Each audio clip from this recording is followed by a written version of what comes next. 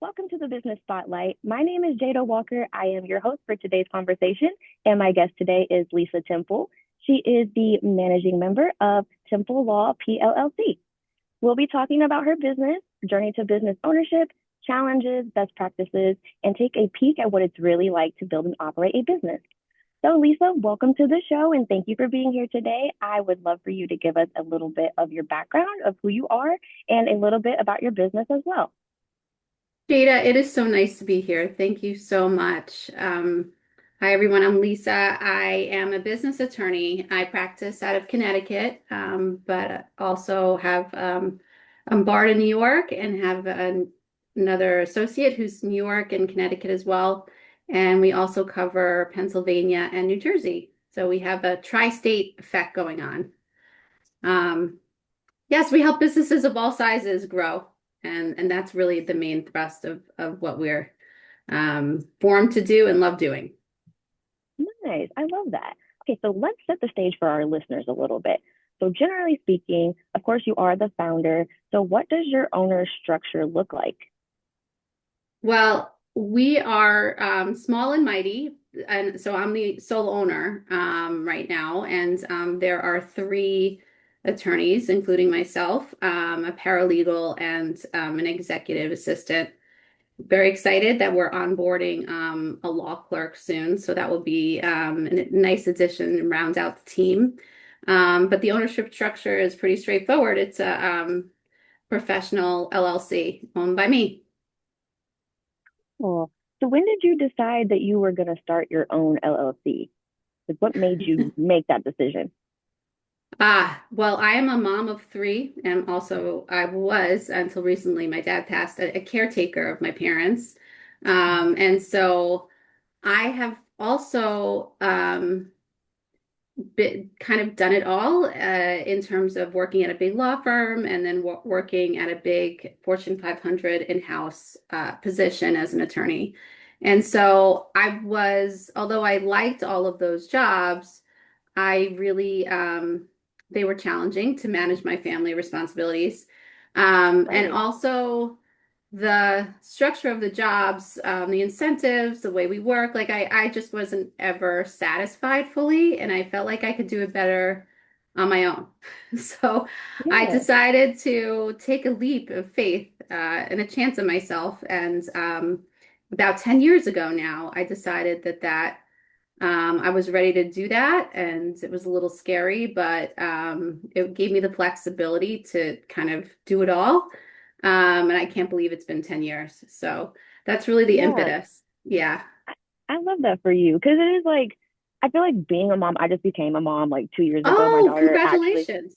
thank you. She actually just turned two last Tuesday on the 11th. So, yeah. But I feel like Yes. becoming a mom, it's like we restrict ourselves to like this little box. Like we're a mom, so like we have to somewhat provide for our family. And you're a single mom, so you really have to provide for your family. But No, I have a husband, but sometimes oh, with the way we let me not work, say that. I'm so sorry. no, it's okay. But go Goodness, ahead. let me But not in the make an box, you're assumption. talking about the box. Yeah, Go it's like ahead. I feel like us moms, we put ourselves in a box and we kind of Yeah. just stay there and just let the world just do its own thing. Like we don't really branch out. But I love whenever moms actually are like, I'm not happy with this life, so I'm gonna follow my dreams and actually do what I set out to do. So I love that for you. Yeah, thank you. Thank you. Yeah.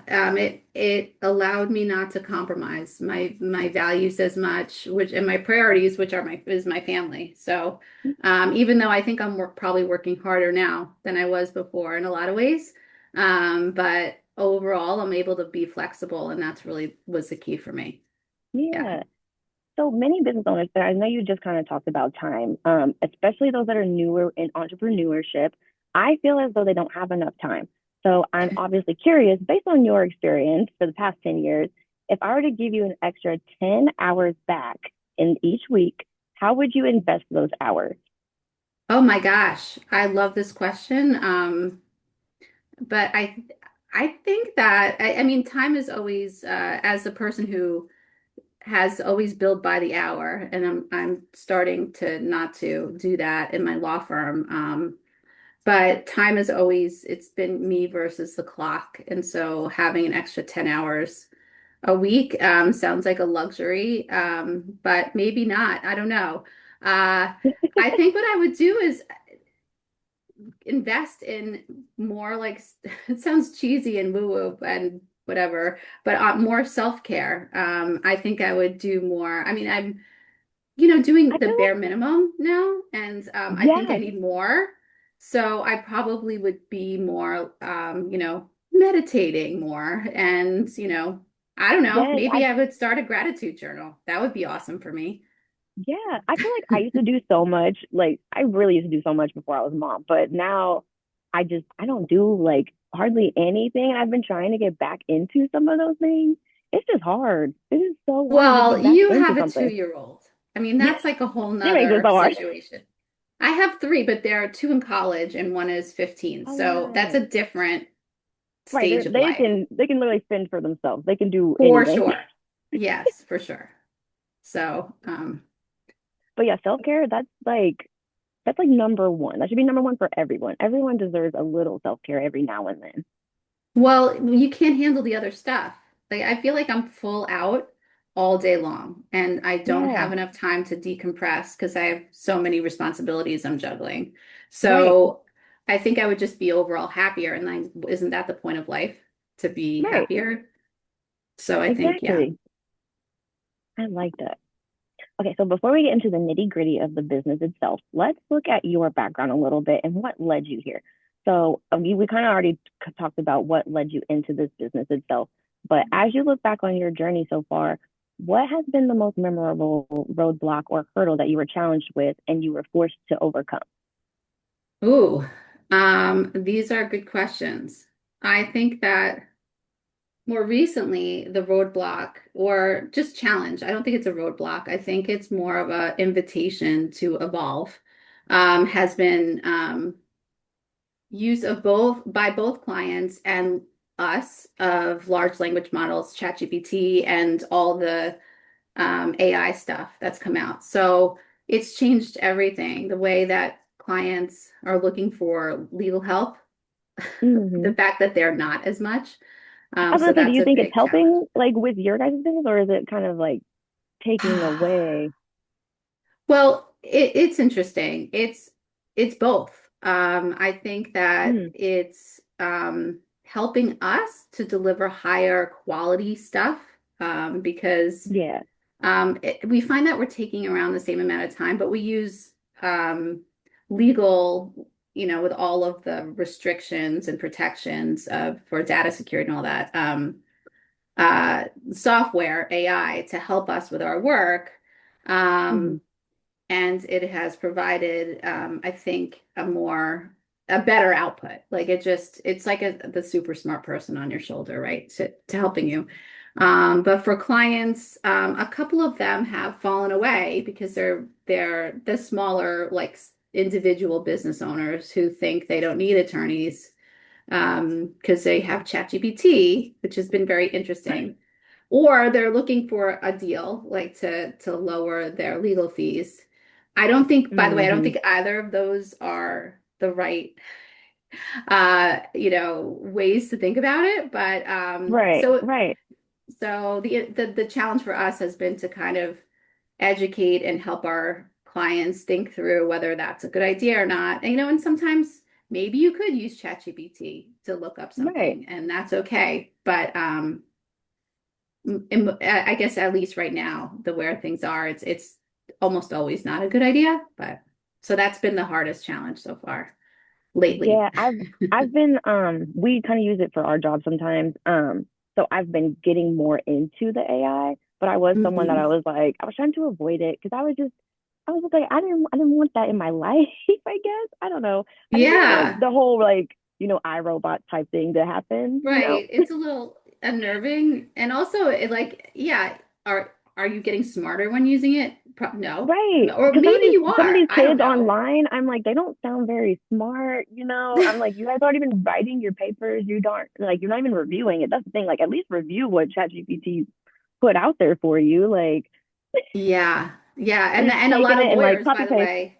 Yeah, you're absolutely right. And with my kids in college, that's been a something that their professors have been worried about. But also, you read in the news, lawyers and ChatGPT have been in the news only because we've had these, other lawyers have cited, fake cases with hallucinations and stuff like that. So Yeah. you can't be too complacent or stop being like a responsible human when you're using it. No. No. Okay. So let's move on from that because forget AI. Let's just forget about AI. But let's move on to what makes your business so special. So, who primarily does your business serve? Like, if I was in the audience and I was meeting an attorney from your office, how would I know that I am a great fit for your guys' services? I think, well, we help businesses grow, right? So we're serving almost every phase of business. But I think, so even like the startups, the mom and pops, someone's running a dry cleaners to somebody's running a $100 million+ company. Um,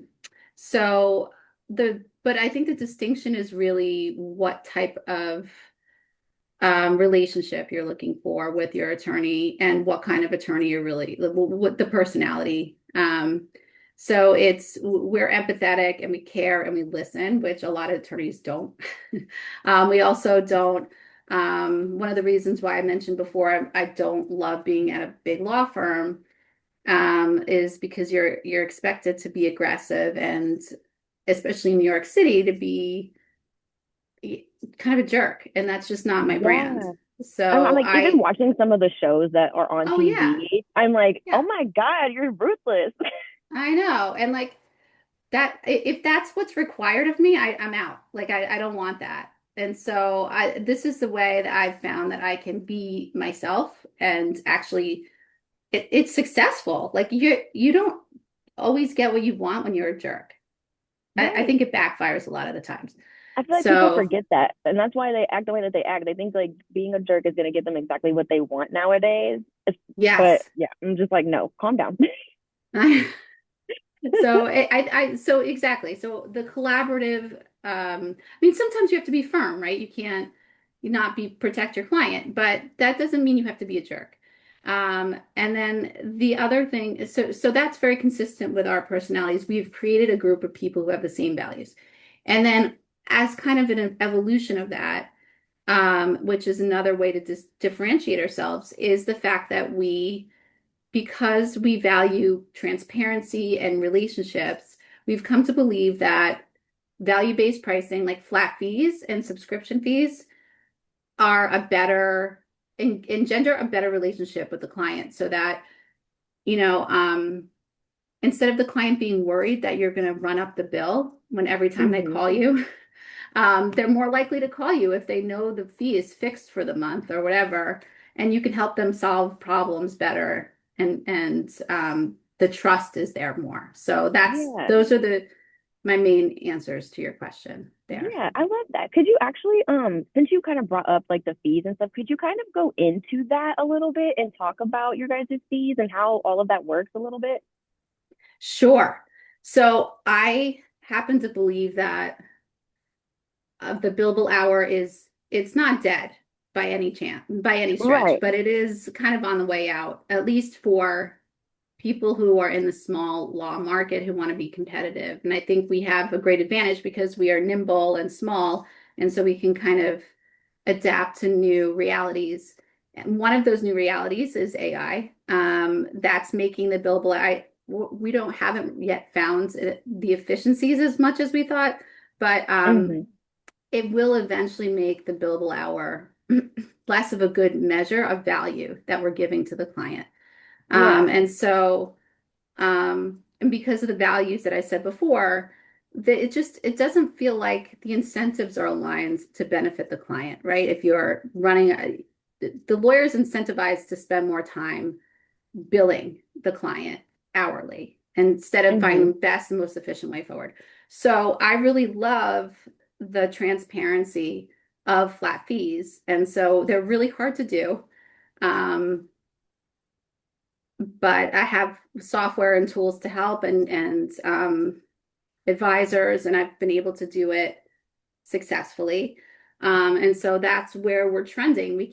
We haven't yet switched over all of our clients to flat or subscription pricing, but we've been successful in doing a lot of it. And so that's something I'm really proud of, actually, That's with the law cool. firm. I didn't even know that you could do like subscription type of pricing like with the law firm. So that's really cool. Yeah, we have a lot of clients who um, use us as their fractional general counsel. So we're kind of like a bolt-on to their general counsel or legal department. And when they have an overflow of contracts, they have someone who left on maternity leave or whatever, we step in and for a set fee a month, do a certain number of hours per month of work or however, or contracts, however you want to Oh, that's cool. measure the subscription. That's really cool. That's nice. Like I've literally never heard of this before. Well, great. I'm trying to spread the word. So Yeah, I'm like, that's listeners, you better part. be listening because that's really cool. Like, what the heck? Thanks. All I hear on the commercials here, like, I actually listen to the radio here. I feel like no one else does, but No, I love the radio. there's this one lawyer, like, it's like Top Dog. I think that's what it's called, but like, the commercials are so funny to where it's like it makes me want to call them. But I'm Well, like, that's that is so good. funny. It's differentiating themselves. Yeah. So actually, this is going to actually lead me into marketing because that's kind of their marketing. So, I obviously believe marketing is something that is very important to every business out there, and many business owners actually struggle with it. So, I'm of course curious to what a successful business is doing. So, what percentage of your monthly sales is typically invested back into your marketing budget?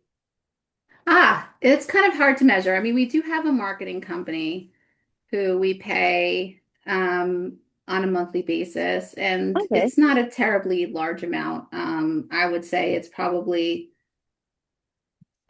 maybe a tenth of our sales, which I don't think is very significant compared to a lot of different No. industries. But as attorneys, we take marketing very seriously. And so, for example, I'm doing this interview with you. Like I hope to get the word out about my business and Yes. I try to take opportunities like that. And so I personally, and at least my other associates, especially one, her name is Vanessa, she's lovely. She is out there, networking and we're both, just trying to get in front of people and just building relationships. It's a long-term game and it Yeah. takes time. It takes time. Of course, yeah. What do you think has been the number one marketing strategy that's helped you guys get the most business? I love this question because we've been trying to get under it ourselves. So, because most of our work is referral based, Mm-hmm. we have realized that nurturing our current client base and relationships have been the best source of additional work. And to do that, it takes a lot of work. We actually follow David Ackert. I think that's how you say his name. He wrote a book called The Short List, and I've heard of that before, actually. Yeah.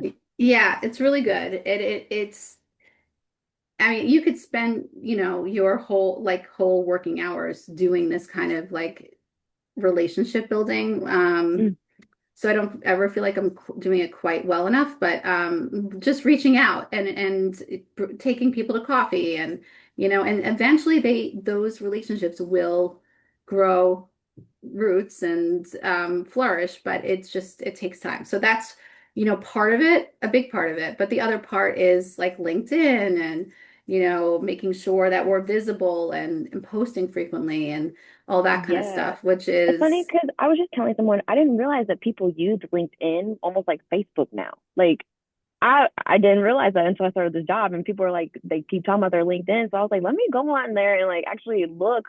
And I was like, oh yeah, it is kind of like Facebook. yeah. But No, I know a yeah, number of people who built their entire business on LinkedIn, yeah. There's which a is person I just awesome. interviewed him. He said he has like his LinkedIn following. I think is up to like 9,000 or whatever. I said, what? Like, how do you know that many people?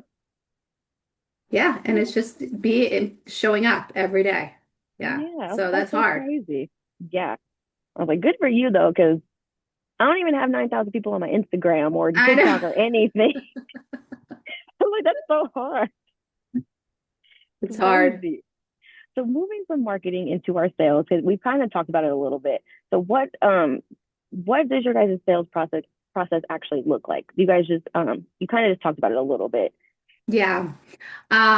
It's really not as there's no sales arm with this little firm. It's just me basically talking to, or one of my colleagues talking to potential new clients and leads. It's really just spending time getting to know people and making sure they're a good fit. I mean, it's a mutual relationship. I mean, we are a little picky about who we want to work with too. And so we want to meet them before we work with them. And so it's really getting on Zoom like this and getting to know them is really the key. How do Uh, you know whenever they're not the right client to work with? oh, unreasonable expectations comes to mind. Okay, I'm like I was thinking that because I think of like like I said how earlier how I watch some of these shows and people are just so like I want this, and it's like that's not possible, lady. Yeah, yeah, and then not being like humble enough to listen to Yeah, advice, to legal advice. I definitely know some people like that. Yeah, yeah. So like, why are you calling a lawyer? I don't know. So maybe we're not the right fit, and that's okay. Like we don't need to work with you. It's fine. Yeah. Right. Okay. So you had mentioned earlier you have a few team members where possible, and I feel it's important to address the topic of building a team. So how would you describe your leadership style in business, and has it changed over the past years? Yes. Okay. So it has changed a little bit, but mostly my leadership style has been very collaborative. Again, some of our best decisions are made as a group, and we meet frequently and discuss how to approach different matters, how to price things, or we're just always talking. We're on Slack all day. We're meeting frequently, so it's just mutual respect and assuming positive intent always. So that's really been and being direct and saying, like this isn't working for me. So it's transparency. Um, that's kind of the theme, I guess, throughout. Um, the style has changed in that, as I'm looking to get bigger, the relationships I built early on, actually, we've been working together for years now. But I know that I can't um, grow the firm to fit the person. I need to figure out where the firm's going and find the right talent. So, if that makes sense. So it's kind of instead of more focused on, making everyone happy, I guess, Hmm. making sure that I'm doing what's right for the overall direction and vision of the firm. Yeah. So that's kind of been a mind shift a little bit. So with that, would you ever like have you thought about like I guess not like moving your firm, but have you thought of like having other branches of your firm in different areas? Yeah, I mean, we've certainly talked about because there are a couple of complementary um, skill sets and practice areas that we could use to build out the firm. And so definitely have thought about that. It's, and then the question is, how do you get there? We have Right. been working with I would say of counsel, so people who own their own law firms, and we work in collaboratively with them. So we have, like an Yeah. IP slash litigator Oh, who we nice. work closely with, but he has his own law firm. But all the litigation that we have will go to him. Um, Okay. Stuff like that. So we're kind of building out that way. And if we feel like we need to hire in-house for that, then Mm. we can do that. But we haven't gotten there yet. Maybe one day. What areas of training do you believe that your people will need most to maybe get to that point at someday? Ooh. Um, I think that meaning training to see if we can grow out into different Yeah, in different practice areas. yeah. Um, Or do you guys even need training for that? Like, I don't know if that's the right question. I think adapting to a bigger organization is definitely something that mm, would we'd have to adjust on. But if we do grow out into different, branches, then that would entail even more collaboration and making sure that we're aligned and bringing in the right people at the right time. Um, yeah, I understand. I like that though. That'd be really cool. I it like would whenever be. companies like branch out and they have like, oh, I have this office over here in New York, but then I have an office over here in Los Angeles as well, or whatever. Like, that's really cool. Then it's Yeah. like you're bi-coastal. You can just go wherever you want. Hey, why not? One of our associates has a house in Costa Rica, and I'm thinking maybe we could set up shop there. Yes. That's like I've been watching you've probably seen it. It's on Netflix. It's like Selling Sunset, and then they have like the Selling OC. Oh no. Okay, No, it's like real estate. But it's also drama. So if you don't want drama, don't watch it. But no, I love drama. No, it's good. As okay, long as it's then not in my personal life, it's fine oh on the then you'll TV. you'll love it. So Selling Sunset, it's like they're selling real estate in like California, or Selling OC is like Orange County, and then they have the Mhm. one that's in I think New York as well. And so it's a bunch of drama. I love the drama, obviously, but it's nice to see like all these different areas, and like they also have like the different offices in the different areas. So like the people that are on Selling OC, I think they have an office in Puerto Rico or Costa Rica, one of those. I know. I'm like, man, like I wish I could be in that job. Just be like, yeah, let me go over here for a minute, sell a house over here, and then I'll come back over here for a second. But yeah, you should watch it. It's very entertaining. I will. I will. We're just finishing up our second run of Ted Lasso, so looking for something else to fill the void. Oh, that will have you hooked. I promise. You will be hooked. It's all the drama. I just love it. Okay, so let's fast forward and let's actually look at what's to come next for your business. We kind of just talked about it a little bit, but where do you see your business in the next 3 to 5 years?